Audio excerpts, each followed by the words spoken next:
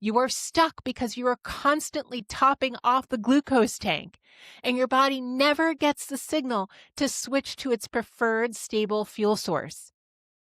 That's something I've said a lot before. Fat is the best fuel source you can have in your body. It's reliable and it's stable. Carbohydrates are not. Burning glucose as a fuel source is like lighting a piece of paper on fire and expecting it to keep you warm for more than 3 seconds. Burning fat is like burning an oil lamp. It's going to burn for a long time. It's going to be stable. So why do we move towards a keto or ketovore or carnivore approach? Why is this the emergency exit that actually works? It comes down to 3 things: nutrient density, hormone stabilization, and brain chemistry. Animal foods, red meat, eggs, organ meats, butter, tallow, right? Chicken, all kinds of animal foods, pork, whatever you can tolerate. They're the most bioavailable nutrients on the planet. When you eat a ribeye, your body knows exactly what to do with it. There are no anti-nutrients, no oxalates, and no fiber to get in the way of the absorption. You are giving your cells the building blocks they've been starving for while you were filling up on fiber-rich fillers. When we move to a 0 to low carb model, we finally let insulin drop. This is the safety switch. When insulin drops, the body finally says, oh, okay, we aren't in a glucose emergency anymore. We can start using the energy we stored on our hips, our belly, and around our organs. The inflammation, the puffiness, starts to drain away almost immediately. This isn't fat loss yet.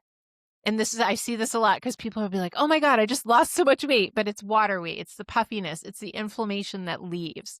Right? It's the release of the protective water your body was holding to dilute the toxins and the systemic inflammation caused by a high carb diet. By removing the sweet and the starchy, we then starve the addiction. We switch the brain's fuel source from volatile glucose to stable ketones. Have you ever noticed that you never binge on a plain steak? You might eat until you're full, but you don't find yourself in the kitchen at midnight sneaking another piece of cold beef in the same way you do with chips or cookies. That's because animal protein and fat trigger satiety hormones like CCK and leptin. These hormones actually tell your brain you are done. Carbs don't do that. Carbs just trigger more after more after more. I want to give you permission today to stop being a moderator. Our culture treats restriction like a dirty word, but if you are addicted to a substance that is making you sick, restriction isn't a punishment. It's an act of self-rescue. For the person who has tried everything, the path to freedom isn't adding more variety. It's simplifying. It's moving to a species-appropriate diet that focuses on what humans have thrived on for millennia: fatty animal tissues. When you stop the healthy fruit, the healthy grains, and the healthy fiber, the noise in your head finally stops. The food voice, the food noise, the one that's always asking, what's next? When can I eat? Is there chocolate? Hey, are those pastries still on top of the fridge?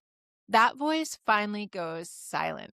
If you've been feeling stuck, I want you to try a 3-day experiment. 3 days. You can do anything for 3 days. Okay? Except for hold your breath. I want you to stop the fiber, stop the plants, and stop the moderation. I want you to focus entirely on fatty meat, salt, and water. If you're hungry, eat a steak or a burger. Eat 4 eggs. Use real butter. I know, scandalous. Use real butter. Use ghee. Use tallow. Use lard. Don't have seed oils, right? So no canola, cottonseed, rapeseed, rice bran. No, don't use any of those. You can use olive oil. You can use coconut oil. You can use avocado oil. Those are fruit oils, not seed oils. There's a difference. So animal oil or fruit oils. Chicken thighs, they're great. Bacon, go for it.